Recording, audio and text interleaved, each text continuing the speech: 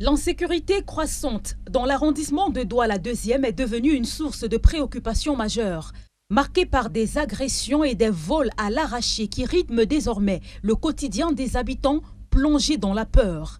Il y a trop de problèmes de drogue, agressions, ça se passe trop dans ce quartier, beaucoup même. Nous vivons avec trop de peur dans ce quartier. Mais j'ai peur parce que en marchant, je peux vendre quelqu'un sur le couteau, il ramasse tous mes marchandises. Je vais faire comment avec ma famille.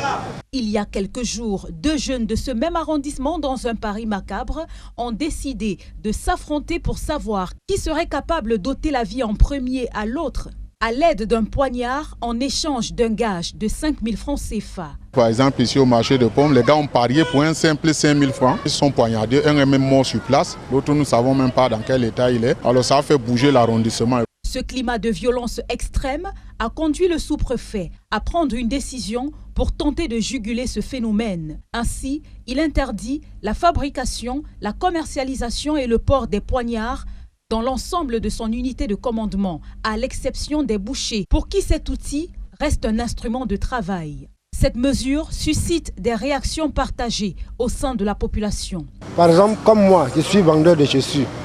Si en marchant avec mes chaussures, on me rappe, on trouve mon sac, on trouve le couteau dedans, on m'en met la nouvelle, c'est une bonne chose.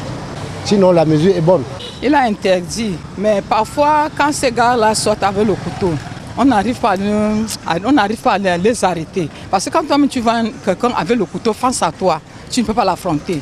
Bon, il fuit. Quand il fuit, tu peux monter sa maison, après on te fait un retour. Tu ne peux pas te défendre. Les gardiens de la tradition déplorent aussi le fait que l'usage du poignard, initialement destiné à des fins professionnelles, ait été détourné à des fins criminelles. Parce que chez le musulman, tout ce qu'il faut manger, par exemple, comme le mouton ou le poulet, il doit être halal, donc il faut l'égorger. Donc il est prêt à le faire. Peut-être qu'il a des petits travaux qu'il peut faire avec son couteau, d'accord, mais ça doit être à la maison. Et tu ne vas pas être en train de te balader partout avec un couteau à main.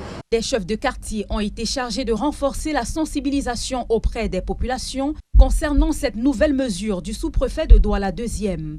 Si la décision répond à une urgence évidente, elle soulève néanmoins des interrogations sur son efficacité réelle face à des causes profondes d'insécurité.